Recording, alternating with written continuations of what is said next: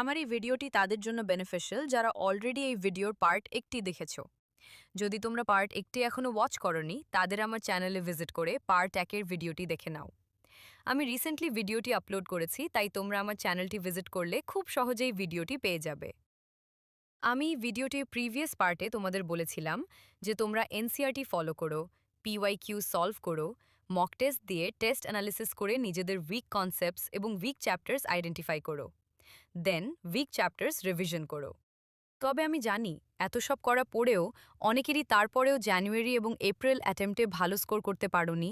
তারা এটাই ভাবছো যে সেম একই স্ট্র্যাটেজি ফলো করে ড্রুপ নিয়ে আবার একই স্ট্র্যাটেজি ফলো করলে 2027 স্কোর কিভাবে ইমপ্রুভ হবে।